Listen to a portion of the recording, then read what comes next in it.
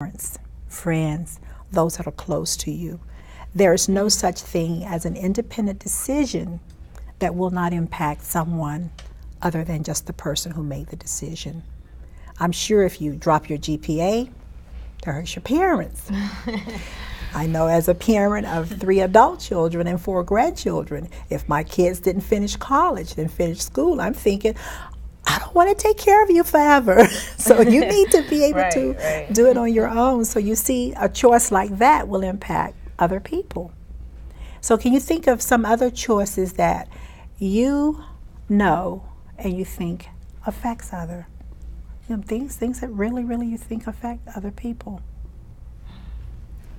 What I notice with a lot of teens is that often we know what we're doing wrong. Okay. We know that we're doing something wrong. So that internal compass is working. No, but the thing is, we're so deep into it, we don't know how to get out. Yes. People, drinking and smoking weed, they know they're doing something wrong, but they don't know how to stop. And an example of what you said about things we don't know how it affects people is when one thing is very important to me is I'm against teen suicide. I'm so teen suicide prevention. When you take your life thinking that no one cares about you, oh my goodness, because someone is going to be hurting after, when they find out you ended your life, someone is hurting. And the idea that people take their lives into their hands and think that there's no one there for them is it's so heartbreaking. It really is. That would be very, very sad to lose someone who becomes so disillusioned about life that they believe that there is no future.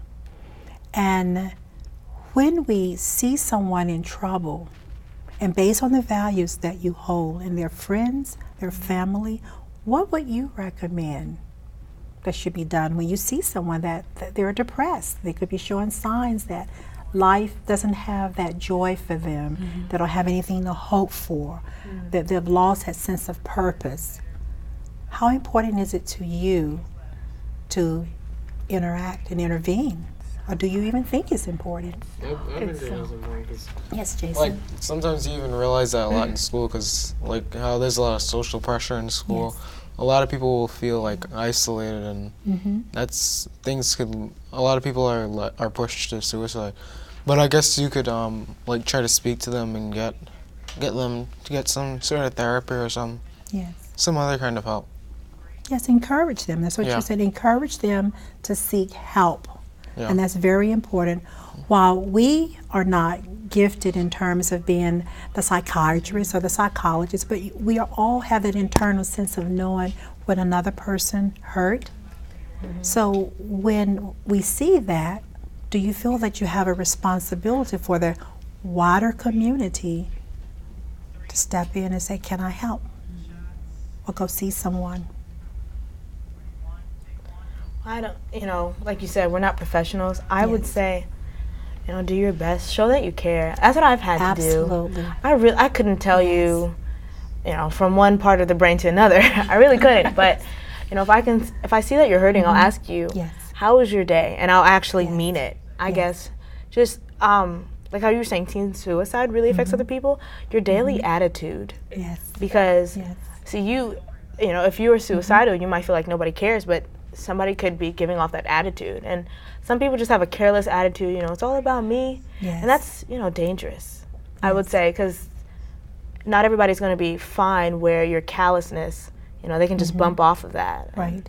Just being kind. That's not a bad thing. Absolutely. We have our days, though. And you're correct. We have levels of sensitivities.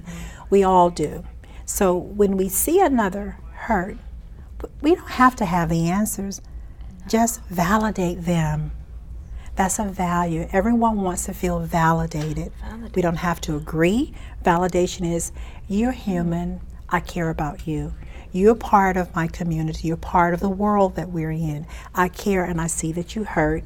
How can I help? If you know you can't, say, well, why don't you go see? Maybe it's a teacher. In your case, since you've had the experience of college, there are other people who are trained that can help in various ways. Every campus, I think. I went to PG Community College for the first year, and even there, I mean, it's a smaller school compared to University of Maryland, but they are like student outreach programs, and they actually did a lot with affirmation and validation, as you spoke about, you know, just feeling like a full person, just feeling like you can do something. Absolutely, and that's so important. You all are capable of encouraging one another. You are the future. So when I'm an elderly lady, I expect to see all of you being very, very, very important in the community, serving, so that even I, when I'm well into my 80s, 90s, and I hope to live longer with my sane mind, is that I want young people like you to know that you matter, and the values that you hold and the choices that you make will make it possible for us to have a wonderful society.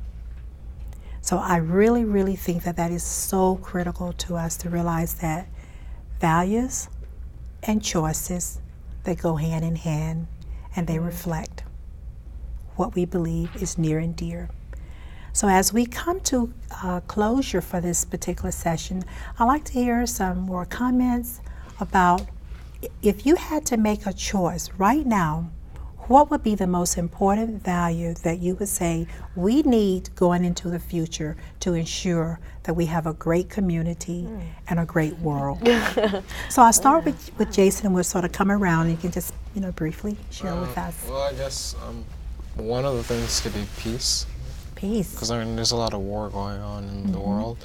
And another thing is education, because like in the US we're like slacking off and we're falling behind the rest of the world.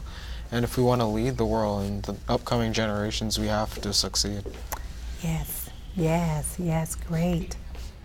Melanie. Okay, I'll come back to you. I would say just being honest with yourself, that's a big value. Nobody's perfect, and you just have to know your limitations. That's true. Honesty and limitation. Wonderful. I think if we all knew that we were here for a purpose to make the lives of each other better, a purpose to really do something for the good of others instead of ourselves. And we just lived life with the idea that I am here for a reason. I wasn't just put here. I'm here for a reason. Yes. I think that if everyone had that mentality, things would be just easy. Absolutely. Oh my goodness, it'll be good. You all do have a purpose. You all have a do. purpose. We yes, do. It's wonderful. I'd probably say honesty, because I think it's really important. It's really important. Also trust in the community, and then also, lastly, just to help everyone. And if you see somebody having a bad day or needing help, just go out of your way and help them. Yeah. Great, wonderful, wonderful. And Sarah? I would have to say God is a really big value, because he kind of like guides us through our lives. And like if we don't know what to do, we could pray and he would somehow answer to our prayers.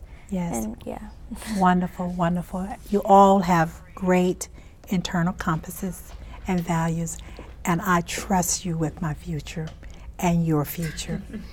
So this concludes our discussion with our great panel of young people, and we like to let them know that we appreciate them coming out to volunteer and to share their hearts and to be honest with us. So we thank them, and we thank our host, Nneka, for inviting us. Thank you. Well, I think I can speak for the whole panel, and we'd like to thank you, Mrs. Richardson, for facilitating this discussion. And we will now close with a classical musical selection from some of our participants of the panel. And I'd like to thank you for joining us here on the Bowie Youth Showcase. I hope you enjoyed today's show, and I'm Nneka Lynn.